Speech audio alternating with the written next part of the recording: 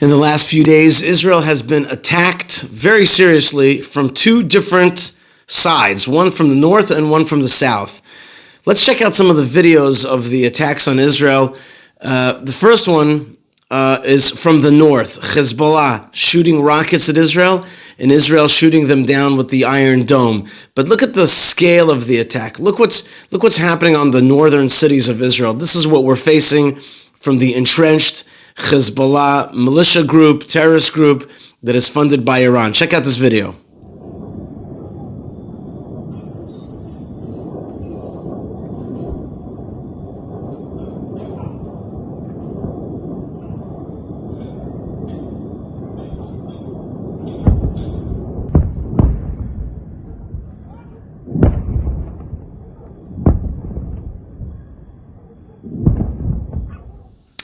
Okay, so that was the attack on the north of Israel. Remember, Israel is about the size of New Jersey, small country, and it's now surrounded by these enemies from the north. There's this militia called Hezbollah. They have 150,000 accurate rockets, and this is just some of their armament being levied against Israel. Now check out from the south what Israel's facing. This is from the Houthi militant group that has taken over part of Yemen, and they are shooting not rockets, but rather drones. And this is an amazing piece of footage. You'll see the drone itself coming to not more and not less than Tel Aviv itself. Tel Aviv is not the capital of Israel, but it is in many ways the cultural and financial capital of Israel. In Israel, they call it the Merkaz, the center. It's not the center geographically or historically or spiritually, but it is the economic and cultural center of Israel. And a large amount of Israelis live there. It's kind of the densest concentration in Israel. Check out this video of the Houthi drone attack coming all the way from Yemen and entering Israeli airspace over the sea, over the Mediterranean, and into Tel Aviv itself, and then exploding. This ended up in 8 injured and 1 killed. Let's check that out. Check out this scary and horrible video.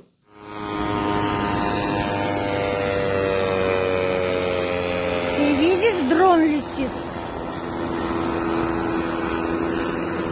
Крестюш, ты видишь, что это такое? Блядь! Пиздец, это с какой стороны? Еще вторая фигня летит. So that was the Houthi attack on Israel. So we have an attack on Israel's north from Hezbollah. We have an attack on Israel's south from the Houthis. We also have a militant group that is in charge, a terrorist group, which is now in charge of Gaza. We've been fighting a war with them for it's starting to near a year, but it started on October 7th, and we've been fighting a war to try to destroy that terrorist group, try to release the hostages, of which there are still many. And people like myself believe that it's time to take control again of Gaza.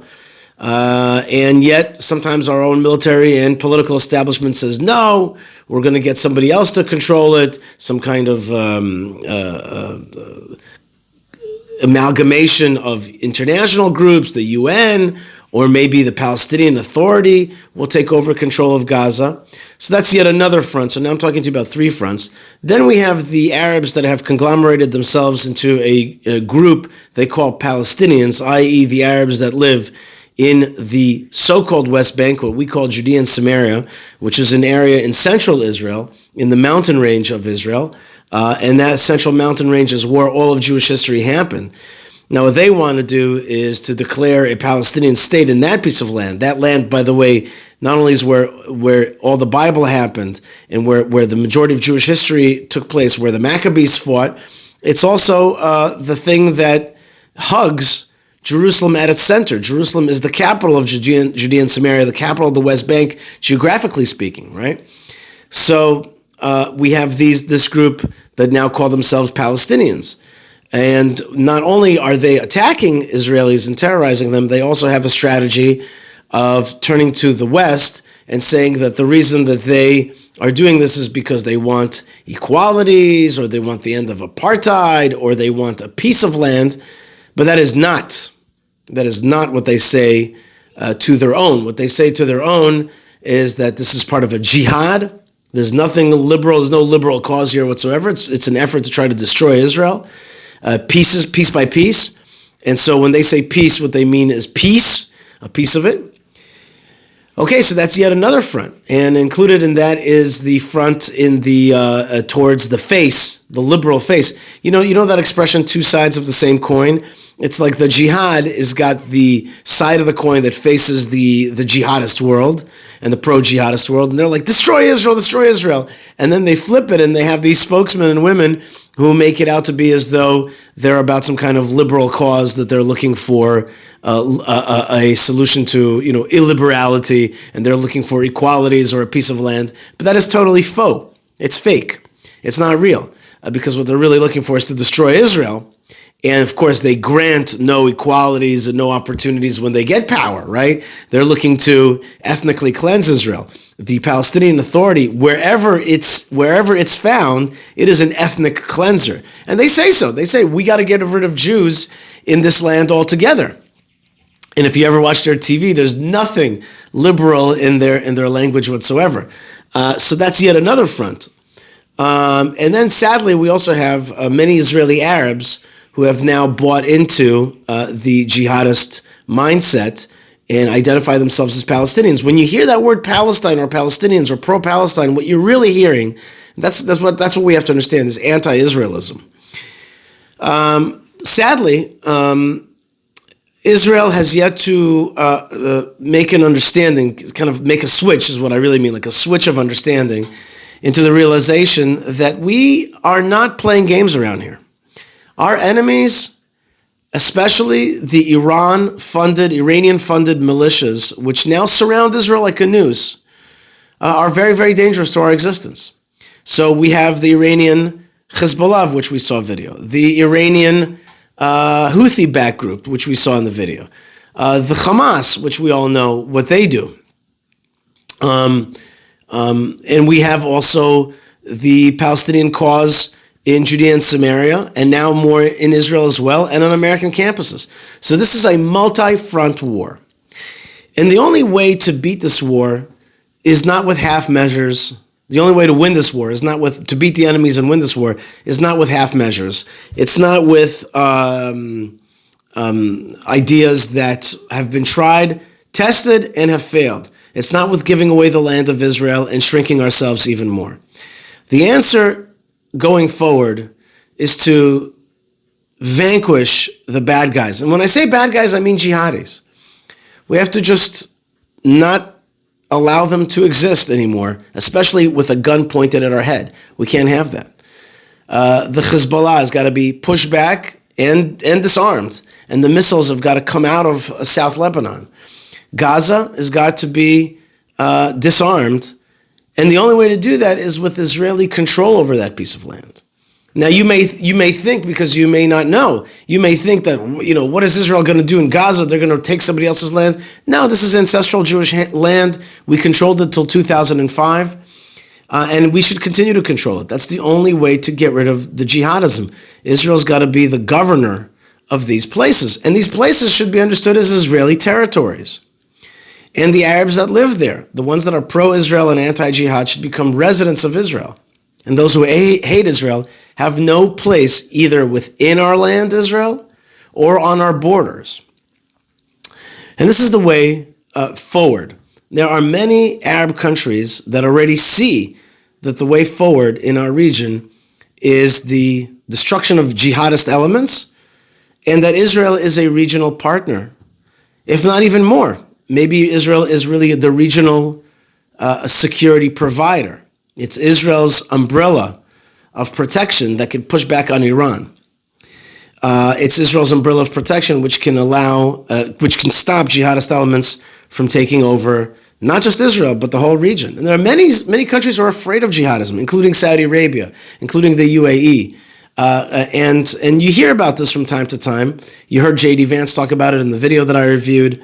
The bottom line is that the way forward is a strong Jewish Israel, the Jewish people on their ancestral land, on their historic land, being a defense power in the region, and broadcasting that, projecting that power into the Mediterranean, into the Red Sea and its various lanes, all the way around, with submarines in the Persian Gulf and pushing back. And even more so than that, not only pushing back on jihad, but also a bigger picture of liberation. And it may sound crazy, but let me give you an example about the tunnels, the terror tunnels in Gaza. The average Gazan is up, not in the terror tunnels, he's up there starving and being bombed, because that's exactly what Hamas wants. What they want is the average citizenry to suffer so that they can use that as well as a tactic. But they themselves are in these tunnels, well-fed and all that kind of stuff. So the defensive tunnels are there to embolden a jihadist group and to make sure that the average citizenry is hurt, because that's actually part of their strategy. The jihad is dangerous for the whole region. And of course, look at the very places where the jihad controls. Is there even one place that the jihad controls that is good for its citizenry, that is developed, that is alive, that is bright, that is filled with opportunity? Not one. Every place that they take over is destroyed. And as I've said in other videos, and I say this again, look at the very names of the places that are associated with the jihad. Some of them used to have beautiful names, like Lebanon. That was a good word. Lebanon meant beautiful, and now it's been turned into hell. Same thing with Gaza, was famous for its beautiful beaches. It's been turned into hell. And where I work, Hebron, which means friend, which is about Abraham being friend of God, it's turned into a place of radicalism, of jihadism, and certainly not of a burgeoning life. Quite the opposite. So the jihad is a dangerous element. It seeks to destroy Israel. It seeks to subdue the region. It seeks to subdue moderate regimes that want progress. But the way forward is not with a lot of progressive talk. The way forward is actually with strong on the jihad, crush the bad guys, control the land, push back on those elements. And those people that say that you can't defeat an ideology, that's a great mistake. Of course you can defeat an ideology. Of course you can defeat an ideology. I don't even understand where that language comes from. Of course you can defeat an ideology. There are bad ideologies, there are bad ideas, but they're carried by people. Defeat the people, you defeat the ideology. Moreover, you need to send a signal. That signal has to be that Israel is here to stay and that you'll never defeat us. And that you can war with us for 1,000 years, but all it will do is bring destruction on your own people. And that has a way of switching the jihadist mindset, and people will turn on them. Lastly, I think I was starting to make this point, but I want to make this point just to finish off, which is Israel should see itself not only as a strong defender, but also as a liberator. Liberating the Gazan people from the yoke of Hamas. Now, let's be honest. There are many, many Gazan Arabs who are pro-Hamas, no doubt about it. And they're part of the enemy.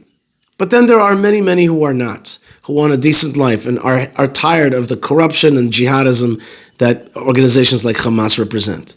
We know that there are millions of Iranian people who hate their mullah regime. And Israel should see itself as not only a protector of the Jewish state and the Jewish people, but also as a liberator of the region. If we can get rid of the Iranian regime, which tortures its own people, which subdues women as a daily practice, if we had that vision of a bigger Israel, and not just a small Israel that defends itself and keeps cutting away little pieces for peace, I hope that this time, the October 7th period, has taught us that those ideas are all failures. It's time for a policy change. On the one hand, we actually have to be a little bit more Middle Eastern. You have to identify the enemy and crush them, and not let them take over swaths of land. As people ask me all the time, why would you give your land away to your enemies? Yes, that's just dumb, and at the end is a bad policy. And we have to realize that the Iranian octopus has now put in its heads, its tentacles into a noose. I hate to mix metaphors, but there's a mixed metaphor here, which is there's like a noose that's surrounding us right now, the tentacles of the Iranian regime, and we've got to push back on that. And then let's turn and keep going with that, not just to destroy those guys and push them back, but also to start liberating the region. The region is called the Abrahamic region. That's the new name that I've given the Middle East, based on the Abraham Accords, and based really on the idea that God promised this land to the children of Abraham. Let's start using the paradigm of Abraham as something that brings us together. Jihadism is not Abrahamic. It's not Abrahamic. Abraham fought his enemies, but he sought to teach God's word and God's ideal through bringing people closer, through hospitality and showing them the truth of a one God. He certainly was not there to cut people's heads off in the name of God's name and spreading of religion. That's not the way you spread the religion of peace and of love. That's not the way you do it. You do it through actual love and actual peace. But the region is Abrahamic. That's the way we should start thinking about it and find things that unite us together for the sake of prosperity, for the sake of our forefathers, for the sake of our children, and for the sake of God that wants to see this region flourish.